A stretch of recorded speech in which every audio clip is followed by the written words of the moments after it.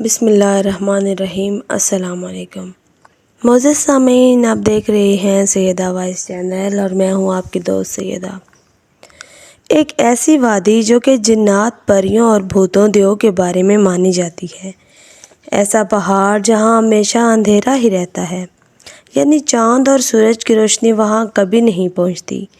وہ وادی جہاں آج تک شاید ہی کوئی انسان گیا ہو، کیونکہ یہ وادی یا علاقہ سچ میں جنات کا علاقہ ہے، یا پھر کسی دوسری دنیا میں جانے کا راستہ۔ کوہ کا نام سامنے آتے ہی کوئی پرانی عربی گمشدہ کہانیاں جاگ اٹھتی ہیں۔ ایسی کہانیاں ہیں جو کہ بادشاہوں کی حسین شہزادیوں سے شروع ہو گئے، جن کو جنوں اور پریوں نے زیر قبضہ پہ آ کے ختم ہو جاتی ہیں۔ ایسی کہانیوں کا مرکز ہمیشہ یہی ہوتا ہے کہ فلاں ملک کی طاقتور بچے کی شہزادی کو کسی جن نے اغوا کر لیا، یا پھر کسی نے اس کے جسم پر اپنا قبضہ کر لیا۔ اس طرح کی بہت سی کہانیاں عربی کی کتابوں میں بہت اہمیت رکھتی ہیں، جن میں بتایا جاتا ہے کہ جنات نے کسی خوبصورت شہزادی کو لے جا کر کوہ کاف کی پہاڑیوں میں قید کر لیا۔ اسلامی روایات میں کوہ کاف کو جنات اور پریوں کا وطن کہا جاتا ہے، جسے کہ اللہ پاک نے چمکتے زمرد سے بنایا ہے، جبکہ ایرانی روایاتوں کے مطابق یہ علاقہ شمالی کاف قیس کے علاقے میں آتا ہے۔ اس علاقے پر آج تک کوئی انسان حکمران قبضہ نہیں کر پایا۔ جس نے بھی کوشش کی وہ ناکام ہوا اور بری موت مارا گیا۔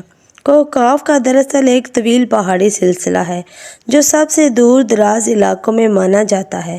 کہا جاتا ہے کہ کوہ کاف اونچے پہاڑوں پر مشتمل ہے، جس کے عکس نے آسمان کو سبز رنگ کیا ہوا ہے۔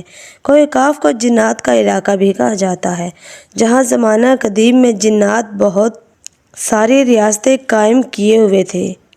روایات میں آتا ہے کہ کوہ کاف کئی علاقوں پر مشتمل ہے، جس میں 70 زمینیں سونے کی، 70 زمینیں چاندی کی اور 70 زمین مشک کی ہیں۔ عربی روایتوں کے مطابق کوہ کاف سب سے بڑا پہاڑی سلسلہ ہے، جو کہ اللہ تعالیٰ کی طرف سے زمین کو سہارا دینا اور آپس میں جوڑے رکھنے کے لیے بنایا گیا ہے۔ معزز سامعین، کہا جاتا ہے کہ دنیا میں جتنے بھی پہاڑ ہیں، ان سب کی شاخیں زیر زمین سے جڑی ہوئی ہیں۔ ایک بہت ہی مشہور شخصیات نے لکھا کہ حضرت ذوالقرنین علیہ السلام جب آب حیات کی تلاش میں نکلے تھے تو ایک طویل سفر کے بعد کوہ کاف کے پہاڑوں میں پہنچ گئے تھے۔ انہوں نے دیکھا کہ جس طرح علیہ السلام سور پھونکنے کے لیے قیامت کا انتظار کر رہے ہیں۔ کوہ کاف طوس میں موجود مخلوق کے بارے میں روایات بیان کی جاتی ہے کہ ایک مرتبہ حضرت ابن عباس رضی اللہ تعالیٰ عنہ بیان کرتے ہیں کہ نبی پاک صلی اللہ علیہ وآلہ وسلم نے فرمایا، کیا کر رہے ہو؟ تو وہاں پہ میرے ساتھ اور بھی صحابی تھے۔ ہم نے کہا کہ ہم سورج پر غور کر رہے ہیں کہ یہ کیسے طلوع ہوتا ہے اور کیسے غروب ہوتا ہے۔ فرمایا، تم نے اچھا کیا، مخلوق میں فکر کرو، خالق میں فکر نہ کرو، کیونکہ اللہ پاک جو چاہتا ہے وہ پیدا کرتا ہے۔ تم اس پہ تعجب کرو کہ کوہ کاف سے آگے 7 سمندر ہیں، اور ہر سمندر 500 سال سفر کرنے کے برابر ہے۔ ہر سمندر سے آگے ساحل زمین ہے، جن کا نور ان کے باسیوں کے لیے چمکتا ہے، اور اس کو یہ کہا گیا کہ آگے 70,000 مخلوق ہے جو کہ عورت ہے، اور ان کو پرندے کی شکل میں پیدا کیا گیا ہے۔